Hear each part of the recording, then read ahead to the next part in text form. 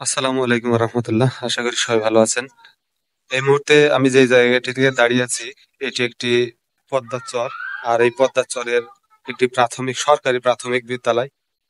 তো দেখতে পাচ্ছেন, অনেক সুন্দর একটি স্কুল, কিন্তু দুঃখের বিষয় এই জায়গায় কোনো টিচার থাকে না।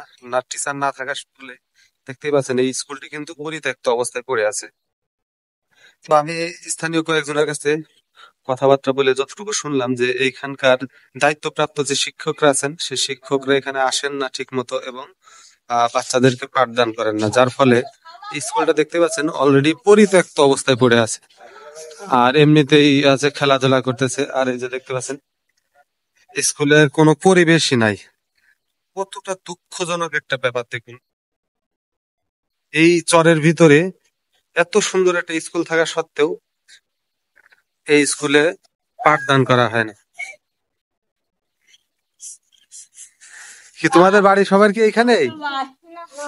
কোন জায়গা? খালের ওপারে। তোমরা পড়াশোনা করো না? কোন স্কুলে পড়ো? তোমাদের ওই পাশে আরো স্কুল আছে? ও, আর এই স্কুলে পড়ায় না? এটা পড়ায় না কেন? ছাদ থাকে না কেন? ছাদ থাকে না? স্যার আছে? এখানে স্যার আছে? আছে? স্যাররা আসে না? ও, দেখতে পাচ্ছেন এত সুন্দর একটা স্কুল, কিন্তু এখানে কোনো পাঠদান করা হয় না। দেখুন স্কুলের ভিতরগুলো কি অবস্থা। একটা পরিত্যক্ত বাড়ির মতো পড়ে আছে।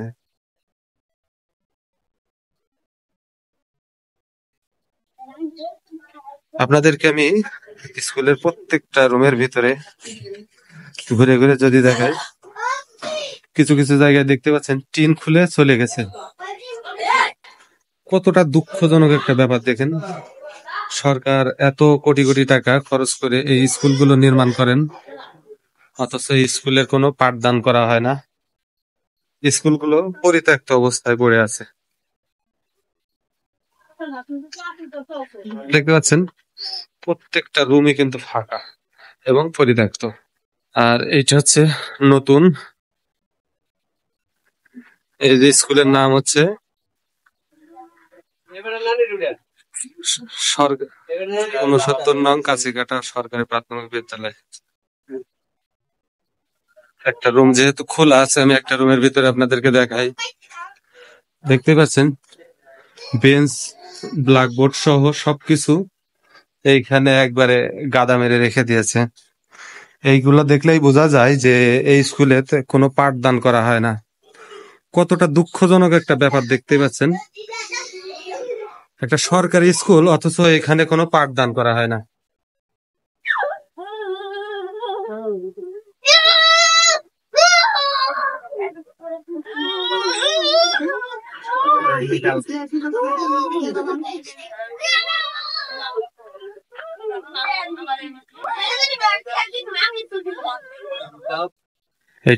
এটা সম্ভবত অফিস রুম, তাই না?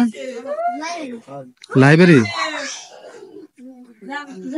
দেখতে পাচ্ছেন সমস্ত আসবাবপত্র এইভাবে পড়ে আছে।